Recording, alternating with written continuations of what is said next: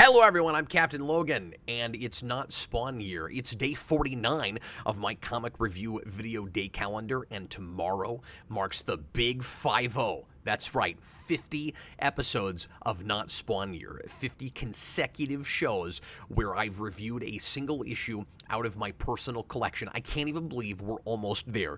Of course, with my luck, tomorrow will be the day that I finally managed to not get one up.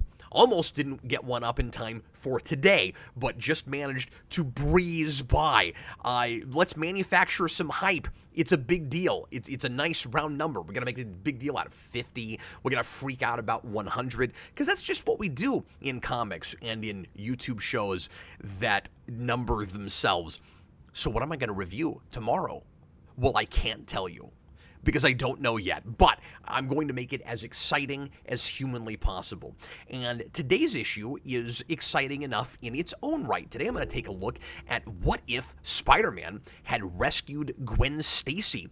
This is from the first volume of What If and is issue number 24. This is from 1980, which is just 7 years thereabouts after the original Gwen Stacy death story. And I think I agree with the front of the issue where it says, at last, the most eagerly awaited what if of all. It probably was, or was way up there. I would think that readers at the time, because again, when What If starts, it's only 5 years after the death of Gwen Stacy. When readers first hear about this premise, and that we're going to do essentially a book where each month you get to see one possible permeation of a of like a choose your own adventure type story. One of the first things that came to people's minds had to have been Gwen Stacy, because, of course, this was an event that rocked comics, not just Marvel, but the comic sphere in general, superhero comics, because it set a major precedent where now it seemed like it was possible for not just a recurring character to die, like Captain Stacy, but a member of the supporting cast, the hero's girlfriend. And a lot of people consider this to be one of, if not the real transition point between the Silver Age and the Bronze Age. This is the thing to a lot of people that, again, sets the precedent where now we can do a lot more darker and grittier and more true to life relatively kinds of stories where we're blurring the lines a little more between black and white, good and evil. Maybe the good guy doesn't always exactly win at the end. Maybe he can make these kinds of mistakes. Maybe he can have huge failures that define him as a character. And Spider-Man was already a character that was defined by his bad luck, by the Parker luck, as we always say, where he is concerned that he is causing more problems than he's solving, that he's creating some of his villains, and he's already gotten Captain Stacy killed. So his actions with the best of intentions and his worry that if he doesn't act with his powers because he has that responsibility and because he can, maybe worse things will happen. But then when these kinds of things happen because he does step in and he does act, and in this case, maybe even cleaning up his own mess in the first place, Gwen Stacy wouldn't be in this predicament if it weren't for him in the first place. It gets him back in that Spider-Man no more sort of place. Maybe I shouldn't even bother being Spider-Man. And this character is absolutely, his life is impossible. What do you do if you're Spider-Man? Crappy things are going to happen to you and to the people that you love, whether you act or not. Wouldn't it be easier if you never gotten bit by the spider, nobody paid any attention to you whatsoever, and you could just hang out in a science lab and work with chemicals or something? But no, alas, Spider-Man does have those regrets, that guilt, and those feelings of responsibility, and so he has to act even if something like this is possible. And so Again, people had to have been wondering, well, what would it have been like if Gwen Stacy had lived? Because reading that story, nobody expected that to happen because you just didn't do that in superhero comics. So putting her in that situation was not the shock. The shock was, oh, her neck breaks and she dies. That's actually retconned later, where she dies on the way down, which I've never liked. And by the way, the direction this goes with it, where she does live, couldn't even happen if that were the case, because Peter is going to, instead of shooting, and I like the divergent point here with this what if, instead of shooting the web line down, he's going to jump in after her. It occurs to him in the moment that maybe it's not a good idea to shoot the web, and so he leaps in after her, and kind of like Batman going after Rachel Dawes in Dark Knight, and he catches her, and they wind up in the water, but they both survive. That can't be the case if her neck didn't snap, and I've never liked that because it kind of takes away the it takes away Peter's actions and consequences. If he doesn't accidentally snap her neck, then I mean, I guess there's still some guilt to feel about it, just that she got in the situation in the first place. But the whole point of it at first, with what Jerry Conway wrote, is, and this was back in Amazing 121, 120 into 122. The whole point was he caused it himself. He was cocky and thought that there was no way he wouldn't get out of this situation, and and it's not exactly his fault because he didn't know what would happen. Of course, he tried. In that split second, you can't, I don't think, really blame him for handling it the way he handles it necessarily, but the fact remains, he did cause the thing that killed her. So I always really hated the idea that she dies on the way down, and I never understood why you would change that. It's kind of a, not killing your darlings kind of move, or maybe just, a way to try to make the whole thing feel less violent and, less barbaric. That's the whole point. But anyway, I digress. So the basic story here is Spider-Man, and as you might expect, Spider-Man saves Gwen Stacy, but something else awful has to take that place. And I would have figured it would be that somebody else dies. I figured it would be that Smallville season 5 thing, right? And spoiler alert for that. But in the 100th episode, because we've got to make a big deal out of 50s and 100s of Smallville, Lana Lang dies, and then through time travel shenanigans, Clark is with technology Jor-El has, Clark is able to save her life, but in a really contrived, nonsensical kind of way. He has to trade a life for a life. So instead of her dying, he has to allow his dad to die. And I thought this would do something kind of like that, where the universe would remold itself, where it would go, okay, you can have Gwen Stacy, but you're going to lose Aunt May, or you're going to lose Mary Jane, or you're going to lose Harry Osborn, or somebody that you're close to. And by the end of this, not to get too ahead of myself, that actually might be kind of happening, because Aunt May is in major trouble, and this whole thing ends on a cliffhanger that's never resolved, because a lot of what ifs are just setting up kind of a new status quo that we're not going to explore. Or I say a lot of them, some of them do that. And this is one of those that, by the way, I like this issue a lot. This is one of those that's a little frustrating, because it's such an interesting and crazy status quo that they would never have had the gall to do instead of Death of Gwen Stacy, that I would have loved to have seen a series based on this that continues forward from this moment. I'll go ahead and just mention what that is and then I'll give you a synopsis and tell you how we get there. But the big trade-off for Peter is Gwen Stacy gets to live, and everything goes his way through the whole issue until the very end at the 11th hour. By the end, he ends up getting outed as Spider-Man. Everybody knows that Peter Parker is Spider-Man, and the cops are after him, and he can't go home, and Aunt May has fainted because, and that's just what Stan Lee would have done with it, because that horrible Spider-Man is my Peter, and she's in the hospital. He can't even go look in on her to find out how she's doing.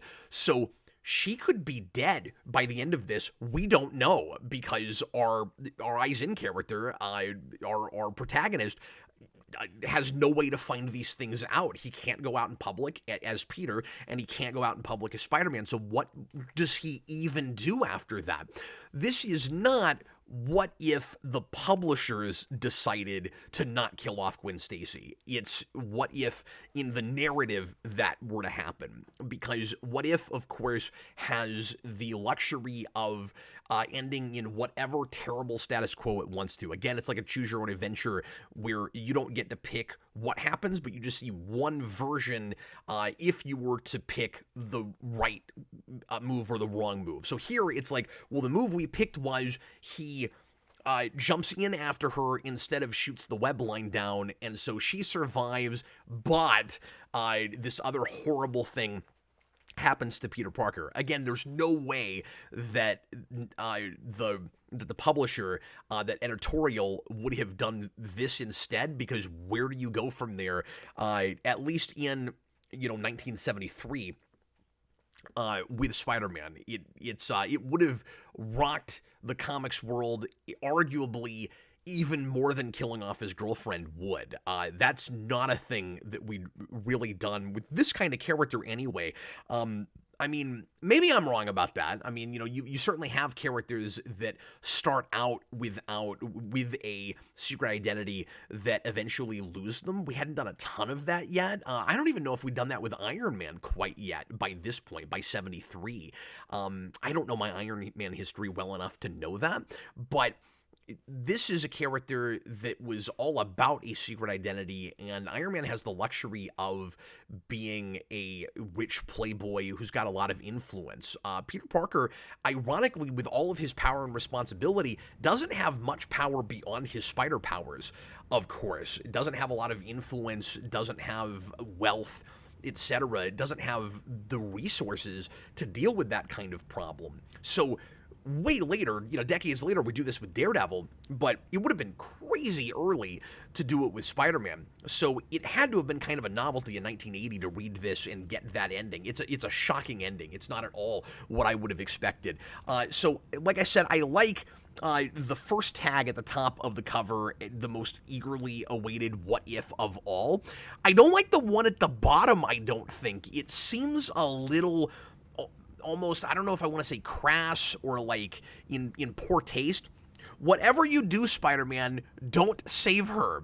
That's one of the things that made me think when I cracked this open, and if I had read this, I didn't remember what happened in it, but that was one of the things that when I cracked this open made me think some other really much more terrible thing was going to happen. If Gwen Stacy doesn't die, maybe again somebody else close to him ends up dying, or maybe New York explodes, or Green Goblin becomes the new kingpin of crime and takes over the whole city, or something like really apocalyptic happens. Like, the universe needed Gwen Stacy to die. There's a lot of these kind of key issue, pivotal moments where we get rid of characters, or characters transform into something else that all roads seem to like cosmically be leading to. Like, yeah, Jean Grey has to be the Phoenix, and Gwen Stacy has to die, etc., etc. And I thought maybe that's where we were going with this, and I really appreciate that it's just actions and consequences, and that there's not any like universe moving toward entropy kind of stuff. And the other place that, if it weren't for that on the cover, the other thing I would have expected the end of this to do would be the editorial thing where everything works out fine.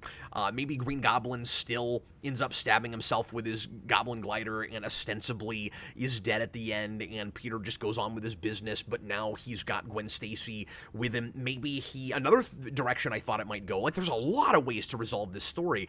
Another direction I thought it might, and I was really glad it didn't do that, because that would have been kind of a cop-out, or a massive cop-out, And this is definitely the kind of thing that you want more reverence for, and you want something a lot more interesting to happen with.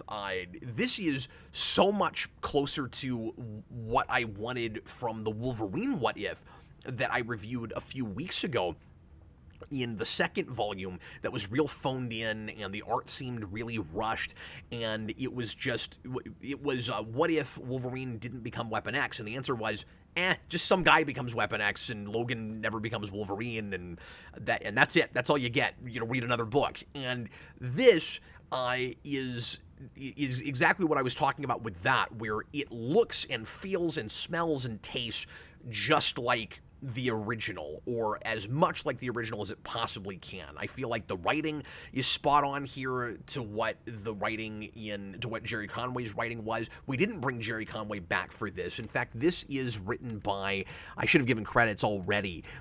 This is written by Tony Isabella, who did, I think, some Spider-Man stuff for Marvel, and I think he did a bunch of Marvel and DC stuff. And then, in fact, I've got him pulled up here. He was the creator of Black Lightning and also of Black Goliath for Marvel.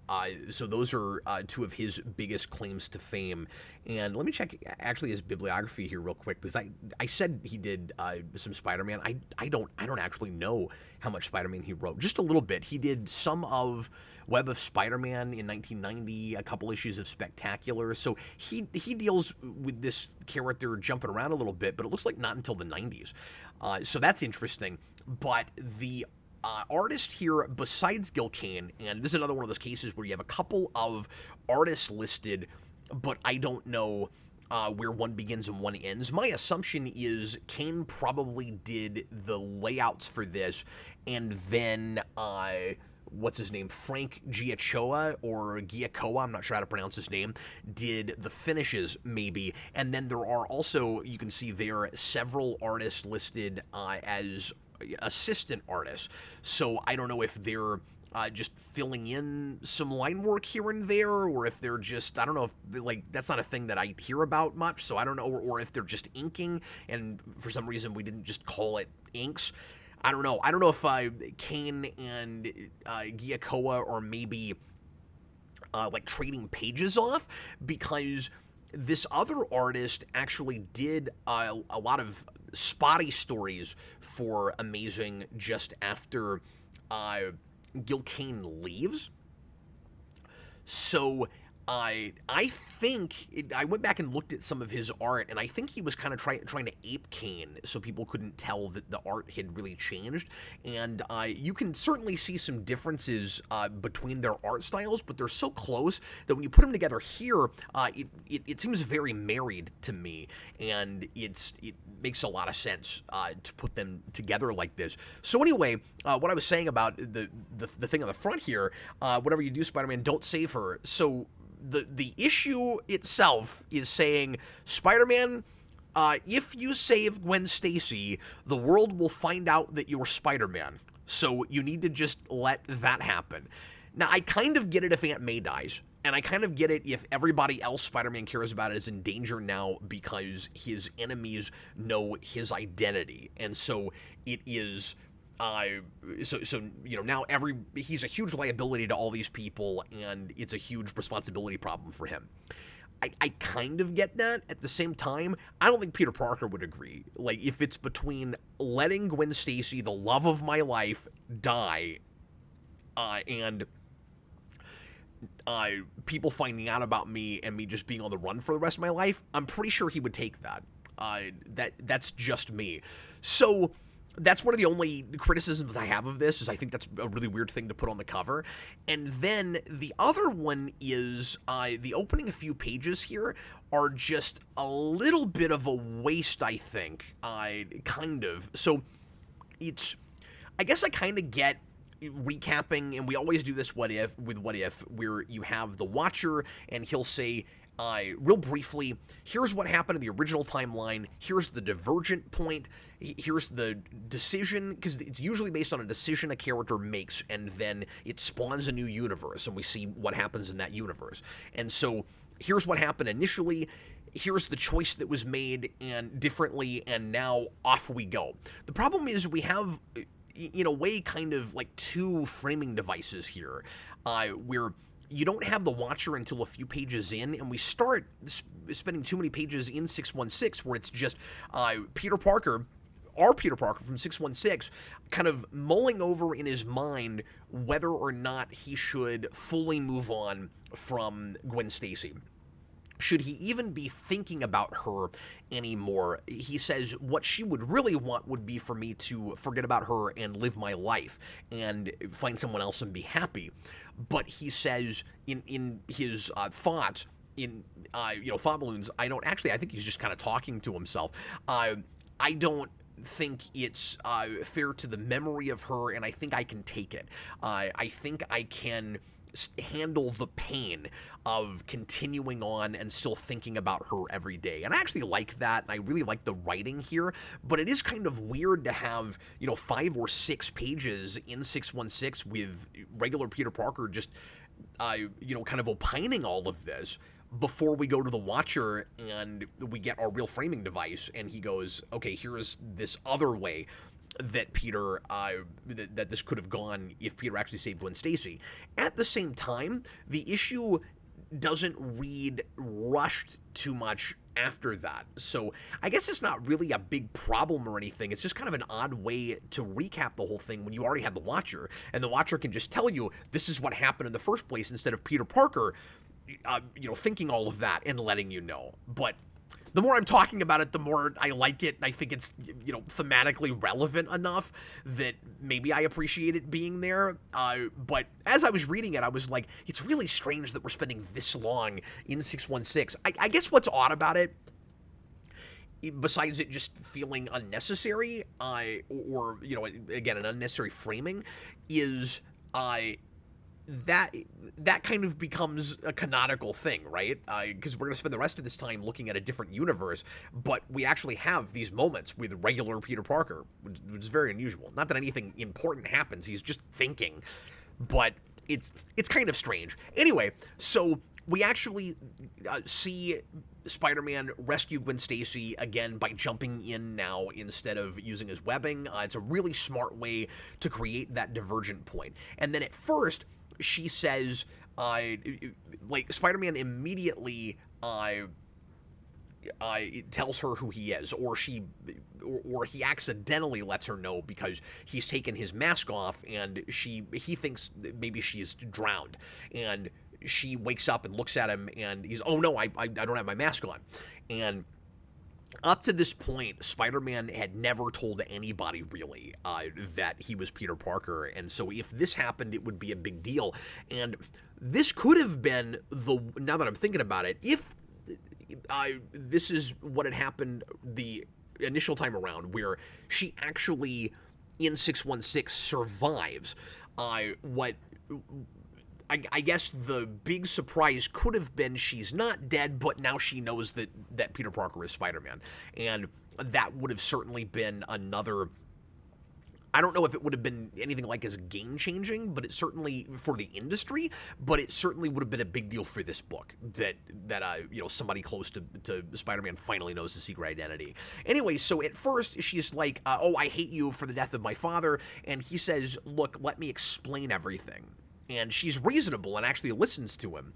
And the whole thing turns around, and everything turns on its head, and it turns into, it starts from, Gwen, if you want to turn me in, I understand, to, Gwen, will you marry me? That seemed a little forced and a little rushed to me, that Spider-Man would, or that Peter would go from that to, because, this is a huge shock to her, and she almost drowned. And I guess he's just trying to, not waste any time, and he's, making a major life decision all of a sudden because you don't know how much time you have, that kind of thing. I really thought this was going to end, like I mentioned earlier, I thought this scene was going to end with, will you marry me and I'm not going to be Spider-Man anymore. That would have actually made a lot of sense, but that's not what happens. He says, I have to keep being Spider-Man. I know it's going to be difficult to live with me, but maybe the idea is, but after all, you almost died, you didn't die, so we seem good now. And maybe the idea is he's getting even more cocky now. And he says, will you marry me? And she says, yes. And then everything seems on an upswing now. He goes and finds Green Goblin, who thinks that he's killed Spider-Man and is trying to become the new kingpin of crime. By the way, I love the art in this. It's just absolutely wonderful. Super dynamic. There's some wonderful, almost full-page spreads. And like I said, it has a lot of reverence for the original material and feels very, very authentic to that. So it's really easy to imagine that you're actually reading an alternate version of 120, 122, 121, 122. Anyway, so Spider-Man finds Green Goblin kind of like he does the first time around. His emotions are not quite as heightened because Gwen Stacy has not died, and he thinks everything's going to work out because so far so good. It seems like we're running with the normal rules of a superhero universe. The good guy always wins.